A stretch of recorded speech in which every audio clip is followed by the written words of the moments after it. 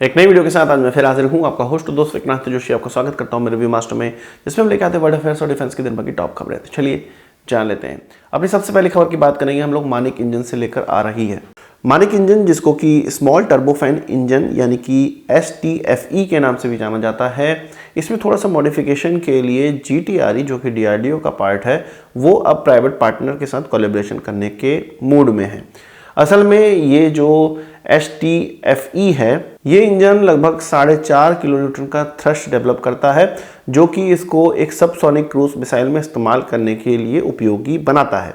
अब हम लोग जो भी इसका ट्रायल देखे हैं, इस इंजन का ट्रायल देखे हैं, मानिक इंजन का ट्रायल देखे हैं, उसको सबसोनिक मिसाइल में ग्राउंड से लॉन्च करता हुआ देखे हैं।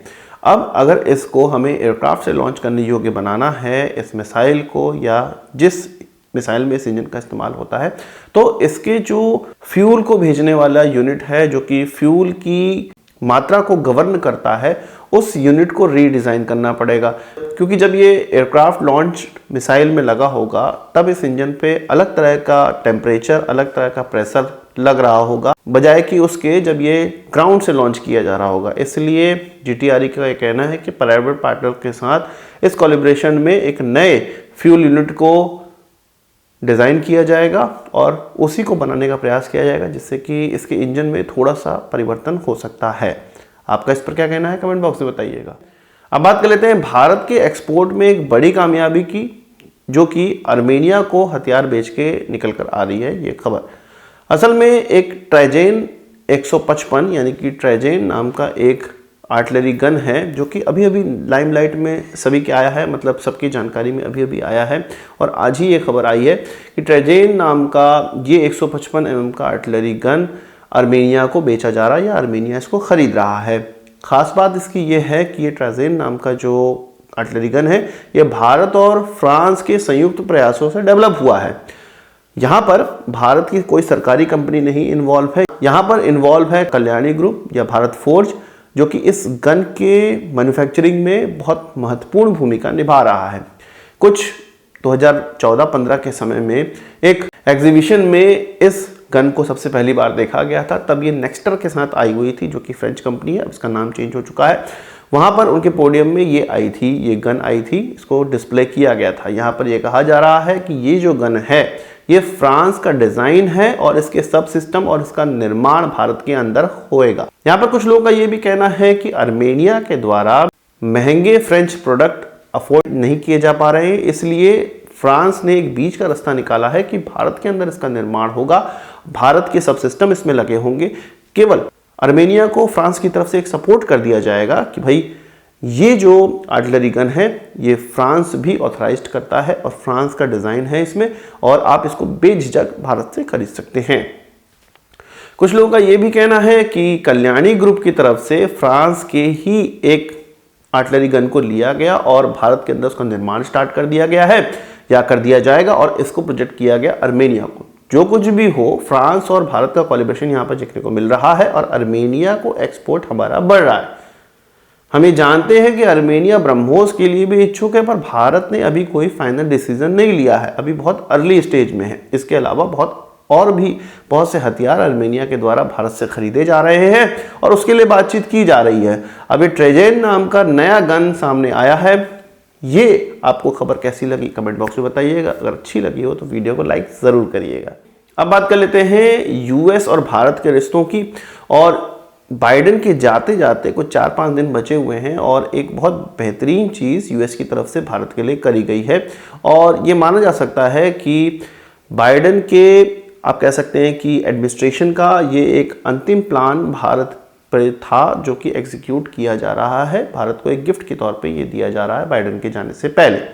एक्चुअल में भारत की कई कंपनियां जो कि परमाणु क्षेत्र से जुड़ी हुई हैं, इसमें 3 महत्वपूर्ण कंपनियां, इंडियन रेयर अर्थ्स, इसके अलावा Indira Gandhi atomic research centre, इसके अलावा भाभा एटॉमिक रिसर्च सेंटर, इन 3 कंपनियों को bureau of industry and security, जो कि US की एजेंसी है, उनके द्वारा एक ऐसी लिस्ट में डाला गया था जिसमें कि इस कंपनी पे बैन तो किसी प्रकार का नहीं था, पर इस कंपनी को कोई भी टेक्नोलॉजी लेने में या किसी भी प्रकार का खनिज पदार्थ या मटेरियल लेने में या कोई भी इक्विपमेंट लेने में लाइसेंस की आवश्यकता पड़ती थी। कई जगह से होकर गुजरना पड़ता था और कई बार तो ये टेक्नोलॉजी या ये पदार्थ भारत को मिल भी नहीं पाते थे, इन कंपनियों को मिल भी नहीं पाते थे। अब यूएस की BIS के द्वारा अब इनको, इन 3 कंपनियों को उस लिस्ट से हटा दिया गया है जिसमें कि इनको स्पेशल लाइसेंस की आवश्यकता पड़ती है। यहाँ पर फ़ायदा ये होगा कि लगभग 17-18 साल 20 साल पहले भारत और अमेरिका के बीच में जो सिविल न्यूक्लियर डील हुई थी उसको पूरी तरह से फलने फूलने में अभी भी समय था। इस प्रकार के जो सैंक्शंस आप कह सकते हैं या लिस्ट में इन कंपनियों को नाम डाला गया था जिससे कि हमें बहुत ज़्यादा फ़ायदा यूएस से हो नहीं रहा था। अब ये यूएस से फ़ायदा हमें होने लगेगा। यहाँ पर यूएस ये कह रहा है कि हाँ, अब हम आगे चल के तुम्हें बहुत सी टेक्नोलॉजी बेच सकते हैं, तुम हमारे न्यूक्लियर प्लांट पे भी काम कर सकते हो और हम संयुक्त तौर पे कोई नई टेक्नोलॉजी भी डेवलप कर सकते हैं। यहाँ पर अमेरिका ने अपना फ़ायदा भी देखा है, साथ ही साथ भारत को यहाँ पर फ़ायदा तो हो ही रहा है। आपका क्या कहना है इस पर कमेंट बॉक्स में ज़रूर बताइएगा। बात कर लेते हैं लाइट कॉम्बैट हेलीकॉप्टर प्रचंड की, जिसका कि एक बहुत बड़ा ऑर्डर इस फाइनेंशियल ईयर यानी कि मार्च 2025 तक मिनिस्ट्री ऑफ डिफेंस फाइनलाइज करने के उद्देश्य से काम कर रही है। मार्च 2025 से पहले HAL को कुछ 156 इस प्रकार के हेलीकॉप्टर का ऑर्डर दिया जा सकता है, जो कि लगभग 50,000 करोड़ रुपए का पूरा प्रोजेक्ट है। ये भारत के इतिहास में सबसे बड़ी एक आम डील होने वाली है जो कि भारत की कंपनी को दिया जाएगा। हम लोग बहुत समय से ये सुन रहे हैं कि LCH प्रचंड को अब इंडक्ट किया जाएगा। वैसे लिमिटेड प्रोडक्शन तो इसका हुआ ही है और इसका इंडक्शन ऑलरेडी हो चुका है हमारी एयरफोर्स और आर्मी में भी, पर बड़ा ऑर्डर अभी तक नहीं दिया गया था। अब बड़ा ऑर्डर दिया जाना है, इस फाइनेंशियल ईयर में ये कंप्लीट कर दिया जाएगा। अब बात कर लेते हैं इसरो के स्पेस डॉकिंग एक्सपेरिमेंट की, जो कि अब सक्सेसफुल कंप्लीट कर लिया गया है। ये स्पेस डॉकिंग एक्सपेरिमेंट 2 सैटेलाइटों को आपस में जोड़ने का एक एक्सपेरिमेंट था। ये केवल 2 सैटेलाइटों को जोड़ने का एक्सपेरिमेंट नहीं था, आगे चल के जो हम अपना अंतरिक्ष केंद्र बनाएंगे या आप कह सकते हैं कि स्पेस स्टेशन बनाएंगे, वहाँ पर कई मॉड्यूलों को आपस में जोड़ के ही एक स्पेस स्टेशन बनाया जा सकता है। अलग अलग मॉड्यूल जब लॉन्च किए जाते हैं वो आपस में डॉकिंग करते हैं और वहाँ पे जुड़ते हैं। यहाँ पर हमें अपना कोई अगर एस्ट्रोनॉट भेजना भी है अगर उस स्पेस स्टेशन में, तो हमारे स्पेसक्राफ्ट को वहाँ पर डॉकिंग परफॉर्म करनी पड़ती है। मतलब एक सिस्टम को आके दूसरे से चिपकना पड़ता है और वहाँ पर लैंडिंग एक तरह से की जाती है, पूरा एयर टाइट होता है। तो इस प्रकार की जो टेक्नोलॉजी है वो केवल अब भारत चौथा देश है जिसके पास ये आ चुकी है। भारत ने एक बेहतरीन कारनामा करके दिखाया, इसरो ने एक बेहतरीन कारनामा करके दिखाया। इसरो के लिए आप कुछ कमेंट लिखना चाहते हैं, कमेंट बॉक्स में लिखिए और इस वीडियो को लाइक ज़रूर करिएगा। आज के इस वीडियो के लिए बस इतना ही। आशा करता हूँ कि वीडियो पसंद आया होगा।